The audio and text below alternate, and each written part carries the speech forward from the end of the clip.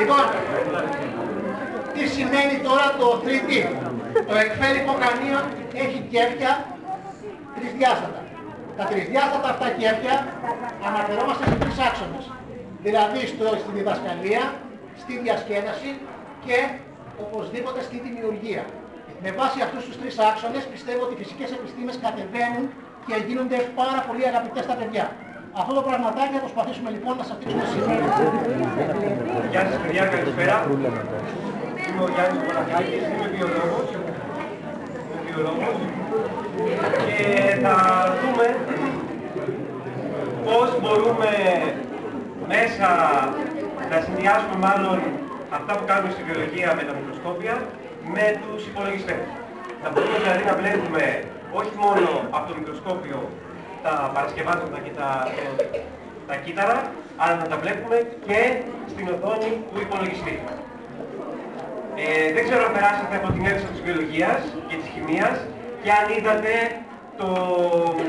το μικροσκόπιο πώς βλέπαμε τα κύτταρα του κρεμμυδιού. Αν κάποιοι από εσάς το είδατε. Εδώ λοιπόν βλέπουμε μία εικόνα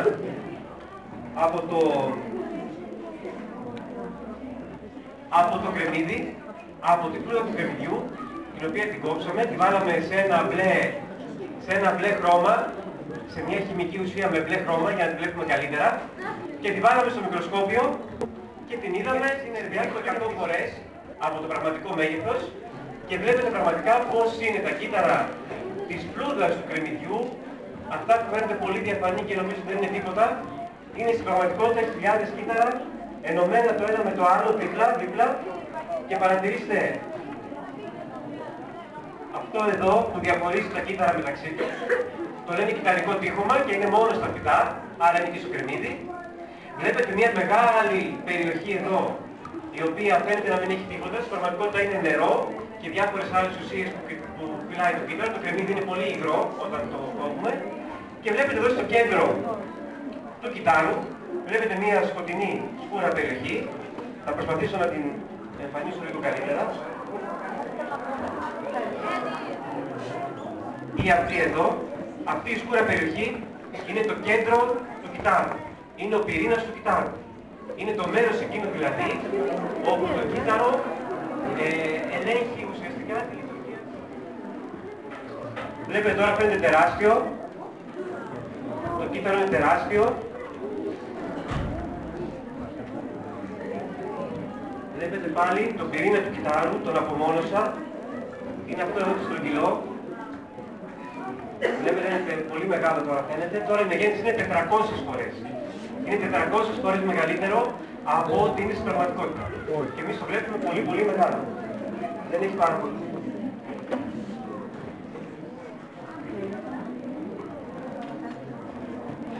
Έτσι λοιπόν μπορούμε να δούμε τα κύτταρα όχι μόνο στο μικροσκόπιο, αλλά και στην οθόνη του υπολογιστή. Σας ευχαριστώ πολύ. Θα ακολουθήσουμε τα επόμενα πειράματα. Ευχαριστώ. Ποιο τραγούδι δεν να σας πω? Εμείς θα τραγουδήσουμε, δεν θα κάνουμε πειράματα. Φυσική λέω, δεν είναι φυσική. Εγώ είμαι ο Γιαννάκης ο Γιάννης και είμαι δάσκαλος, μάλλον κάνω τον δάσκαλο. Και ο φίλος ο Νίκος ο Αναστασάκης είναι φυσικός και κάνει φυσικό και πιάνει και τη σελίδα του Εκφεχανίων. Αυτό ακριβώς που είπε ο Δήμος πριν, προσπαθήσουμε λοιπόν να δημιουργήσουμε και να διασκεδάσουμε. Και αν στο τέλος φύγετε όλοι σας ευχαριστημένοι, τότε θα μπορέσουμε να πούμε ότι και το Εκφεχανίων διδάσκει. Χρειαζόμαστε ένα ποτήρι. Ένα ποτήρι. Χρειαζόμαστε νερό. Εμείς το έχουμε χρωματίσει το νερό για να φαίνεται από κάτω. Και μια ζελατίνα. Μαζεύουμε την οικογένεια στο σαλόνι του σπιτιού μας. Εκεί που είναι το καλό χαλί που έχουμε βάλει τον χειμώνα. Ανεβαίνουμε πάνω στον καναπέ εμείς και κάνουμε αυτό. Εκεί μέσα βέβαια είναι και ο μπαμπάς και η μαμά, ο παππούς, η γιαγιά, ο θείος κτλ. Και γεμίζουμε ποτήρι με νερό. Άμα το κάνεις μην πεις το πάνω. Γεμάτο το ποτήρι βέβαια. Βάζουμε και τη ζελατίνα από κάτω, είμαστε τώρα πάνω στον καναπέ και το γυρνάμε ανάποδα. Και πέφτουν τα στοιχήματα όχι πάνω από 1 ευρώ όμως. Ότι θα βγάλουμε το χέρι μας και το νερό θα κρατηθεί. Αρχίζουμε. Νίκο, ποιος κρατάει το νερό? Απ' έξω από εδώ πέρα τι υπάρχει ρε παιδιά, αέρας δεν υπάρχει. Και ο αέρας είναι αυτό που σπρώχνει προς τα πάνω αυτό. Και ο αέρας σπρώχνει μόνο προς τα πάνω, δηλαδή άμα το γυρίσω έτσι. Άλλο μισό ευρώ στοίχημα. Για να δούμε. Μάλλον σπρώχνει και προς άλλη μεριά, έτσι. Κάτι σου είπε σε άλλα και το χαλί. Εντάξει. Άμα βγάλουμε το μισό νερό από το... Εδώ πέρα μπορούμε να σηκώσουμε και την τιμή του στοιχήματος. Πάλι μάλλον θα το κερδίσουμε εμείς. Κάθε μας το δίνει ο πατέρα μας το στοίχημα που κερδίσαμε, θα πάμε πάνω από το κεφάλι και θα το κάνουμε αυτό.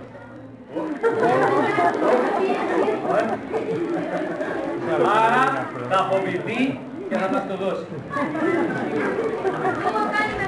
Ούσε η γιαγιά μου, μου έλεγε ενίγματα. Εγώ προσπαθούσα να τα βρω, αλλά πάω.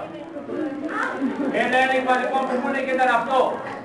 Ηλιοτρύπητο λαΐνι και σταλιά νερό δεν χύνει. Μήπως ξέρει κανείς τι είναι? Η κουπέλα, εσύ είπες πρώτο χέρι. Σπουγγάρι. Σπουγγάρι είναι βεβαίως. Εμείς όμως δεν έχουμε σπουγγάρι. Θα το κάνουμε με παραλλαγή. Παίρνετε λοιπόν από τη μάνα σας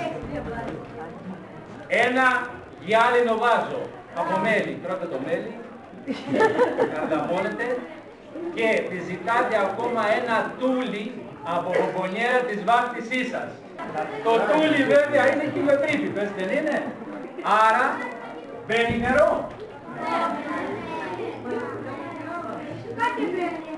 Φυσικά και μπαίνει. Και βγαίνει κιόλας. Όχι. Καταρά. Πάμε τώρα λίγο να δούμε τι θα κάνουμε.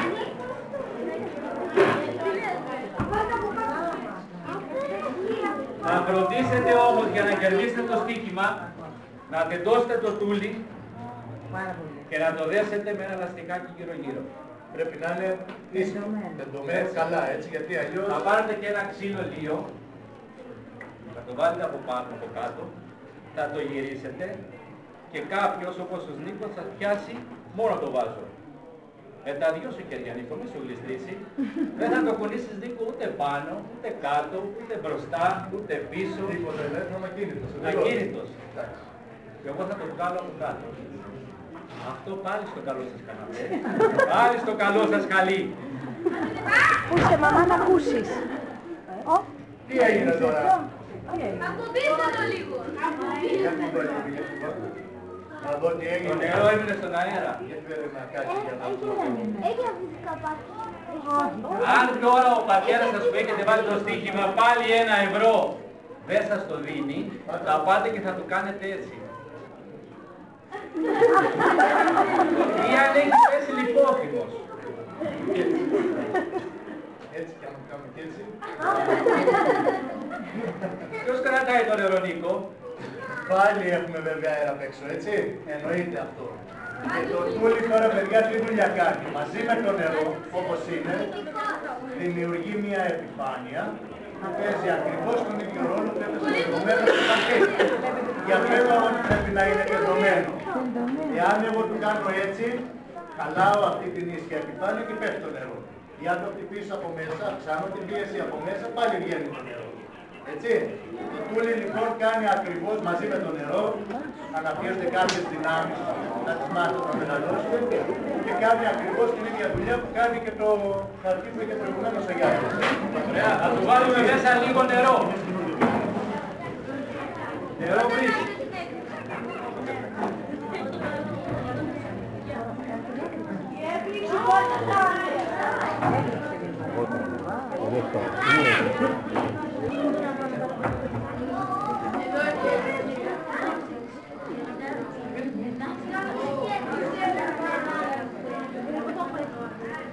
Και τα αφήνουμε πάνω. Τι γίνεται τώρα παιδιά εδώ πέρα? Αυτή τη στιγμή υπάρχει αέρας και απ' έξω βέβαια και από μέσα. Από μέσα όμως επειδή αρχίζει και ζεσταίνεται και μάλλον δεν του πολύ αρέσει η ζέστη. προσπαθεί να φύγει έξω. Άρα ο αέρας που ζεσταίνεται εδώ μέσα, μαζί με τους υδραγμούς του νερού που εξατμίζεται, φεύγει έξω. Εντάξει. Άρα κάποια στιγμή αυτό που θα συμβεί είναι εδώ μέσα, αυτό που θα υπάρχει να είναι λίγοι υδραγμοί και λίγος αέρας και απ' έξω βέβαια ο αέρας ο πιο κρύος, ο οποίος σπρώχνει τα τυχώματα. Εντάξει. Για την ώρα ισορροπεί αυτό το πράγμα. Σε λίγο θα δούμε τι θα γίνει. Και βέβαια μέχρι να βράσει το νερό για να δείτε ότι οι υδρασμοί που θα βγαίνουν πάνω στη μαύρη πλούσα που θα φαίνεται σε αντίθεση θα παρασέρουν τον αέρα του Δενεκέ. Είναι το πιο απλό πείραμα που δουλεύει εξαιτίας της ατμοσφαιρικής πίεσης. Ποιος δεν έχει κολλήσει τέτοια βελτούζα σε λία επιφάνεια? Βλέπετε πόσοι υδρασμοί βγαίνουν από το Δενεκέ. Ο Νίκος να τον επιάσει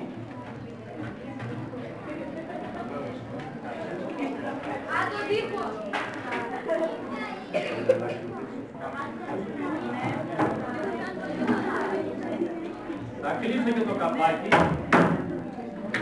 Οπότε τώρα Και θα αρχίσουμε τώρα να του ρίχνουμε και λίγο κρύο νερό. Η διευθύντρια τώρα από εκεί που μάθει θα ρίξει τη μοκέτα.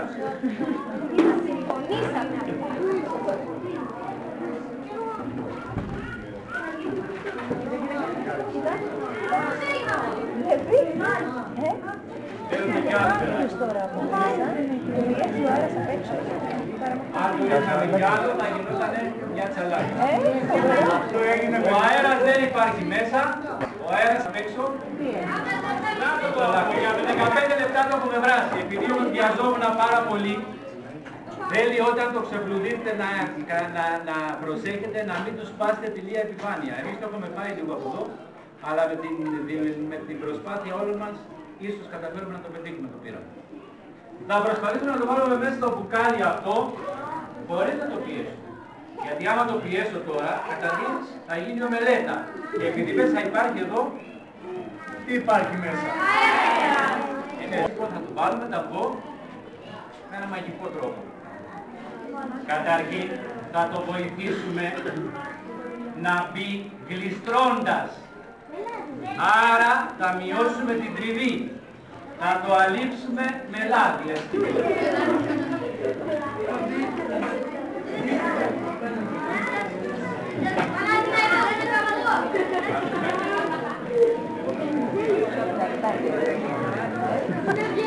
Και βάζουμε μέσα εδώ περίπου 15 γραμμάρια νερό. Περίπου, ναι, στην τύχη τόσο ας πούμε ότι θα το βάλω το μαλλί. Και αγοράσαμε αυτή τη φιάλη, λέει, ειδικά γιατί είναι πυρήμαχη, δηλαδή είναι πυρέξη. Τώρα θα τη δοκιμάσουμε. Ο λόγος, παιδιά, που βάλαμε το νερό είναι παρόμοιος με αυτό που κάναμε προηγουμένως με το Δενεκέ που το στραβώσαμε, έτσι. Γιατί θα το ζεστάμε πάλι το νερό άλλο να πειράζει. Μείναμε.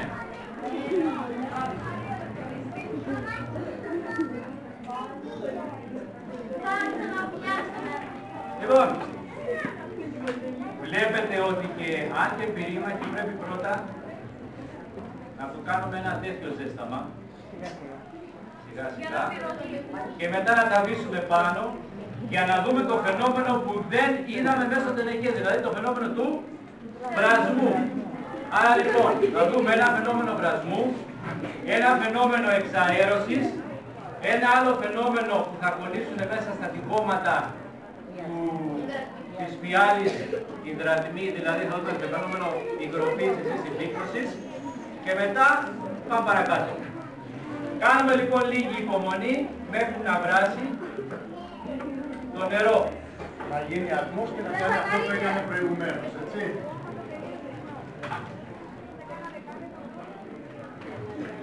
Για να γίνει κανονικός βαθμός πρέπει να βγαίνουν μπουρμπουλίδρες από όλο τον όγκο του νερού, από όλη τη μάζα του, όπως τώρα. Κλείνουμε το καζάκι, γίνεται και εξαέρωση τώρα ακριβώς. Κλείνουμε το καζάκι, το βουτούμε έτσι για να μας εκάψει. Και βάλουμε το αυγό το λαδωμένο πάνω. Και με την ενέργεια όλων σας,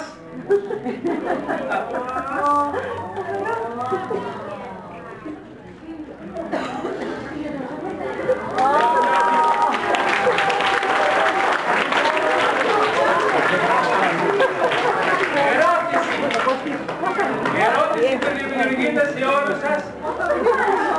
Πώς? Πέστε μου, κυρία μου. Τα παιδιά πώς το βγάλετε? Εσείς ξέρετε? Αδιάδοτη φιάλη. Από το νερό το καυτό. Και σταδιακά θα την κρυώσω. Σταδιακά, δηλαδή πρώτα με νερό βρύσης. Κάτω είναι ο κουμπάς. Σταδιακά, παιδιά. Βλέπω. Όχι απότομα, γιατί μπορεί να πάθει συστολή και να σπάσει. Πρώτα λοιπόν με νερό βρύσης. Μετά με νερό που έχει μέσα πάγο.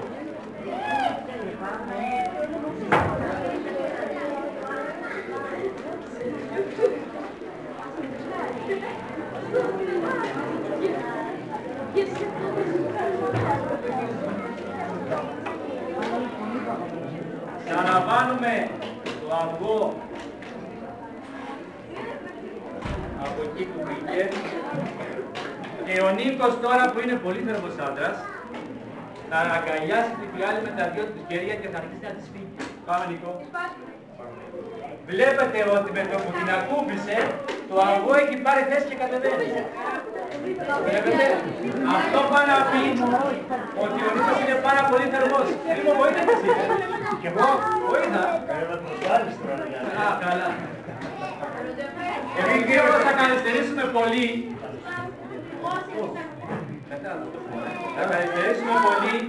θα ζεστάνουμε τον αέρα που είναι μέσα στο μπουκάλι με αυτό. Όχι με το μαλλί, ρε. Με το πιστολάκι για τα μαλλιά.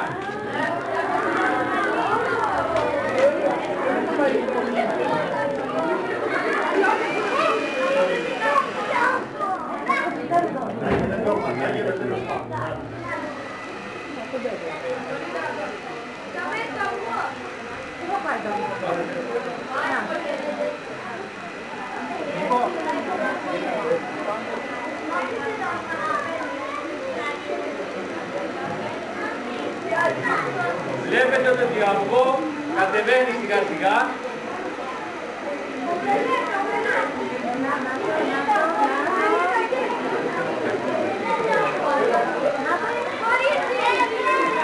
Όπως το βάλαμε εμείς.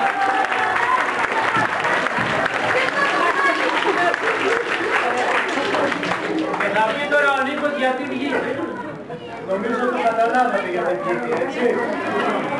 Ο αέρας ήταν κρύος, έτσι, το ζεστάναμε, άρα έπαθε διαστολή, με αποτέλεσμα να φτιάξω αυτό προς τα έξω. Αυτό έκανα και με τα χέρια μου, οπότε χρειάστηκε λίγο. Το τελευταίο πείραμα για να δει, πολύ καθυστερήσαμε.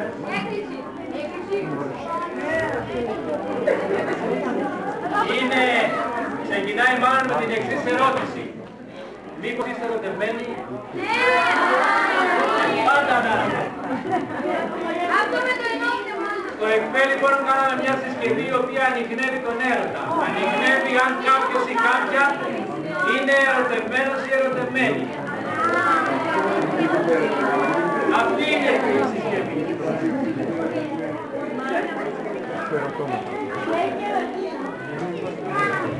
Ένα μαγικό μπουκαλάκι που μέσα έχει ένα μαγικό υγρό που δεν είναι τίποτα άλλο από ενόπνευμα. Μπλε. Και θέλω, όχι παθητής να έρθει τώρα, θέλω να έρθει μεγάλος. Α, μεγάλος.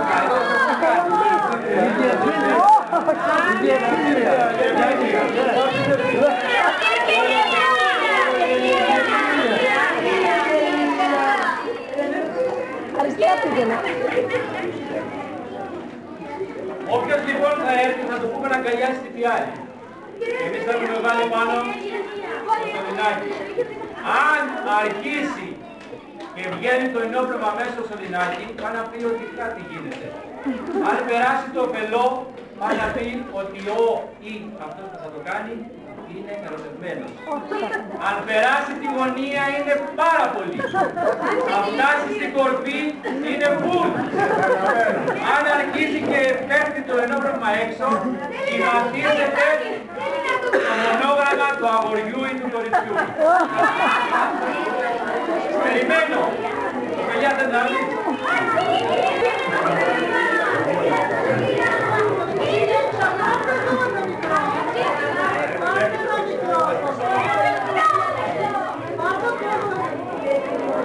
Γρήγορα όμως.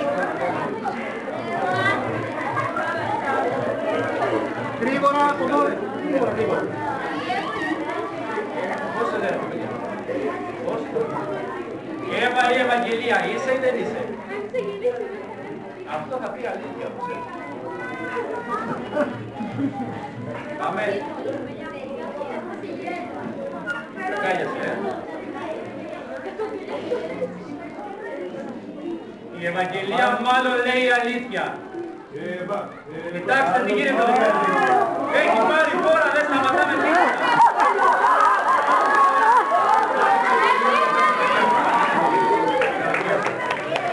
Αρχίζει και τρέχει. Το μονόγραμμα. Να το πούμε. Είναι δεδομένο προσωπικό.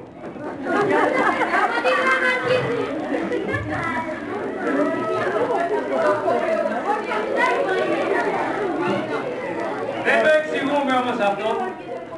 Ας μείνει έτσι. Δεν το εξηγούμε. Λοιπόν, συνεχίζουμε με πειράματα με τον υπεύθυνο του έφερα στο Δήμο λίγο κρασί φετινό ειδικής κατηγορίας και μάλιστα να το δοκιμάσει. Σαν χημικός που είναι. Να δοκιμάσουμε το κρασί του Γιάννη. Φοβερό κρασί είναι από τον Αποκόρονα. Για δέστε. Το κρασί του θα δοκιμάσει λέει. Γιάννη, ας το κρασί έφερες. Σε παρακαλώ πολύ, μην μου προσβάλλεις το κρασί. Ωραία, Σαρκοζής το έδωσε. Πολύ ροσαλί το βλέπω. Τσικουδιά γίνεται, τσικουδιά γίνεται. Θα μου καταναλέσει το κρασί όλο. Αφού έφερες, τι κρασί έφερες.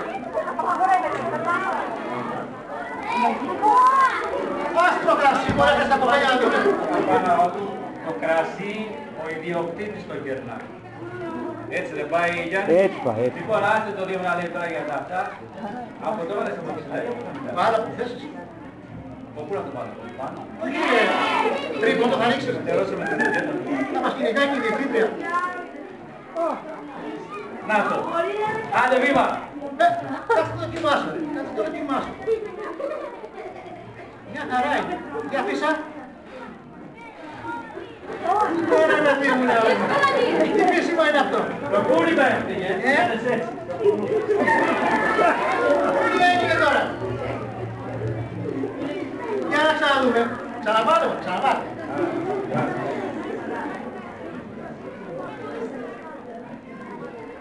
Τι άλλο γίνεται. Α, δεν πάμε καλά. Τέλειο. Τι υποψιάζεις το τι κάνουμε και σας κοροϊδεύουμε.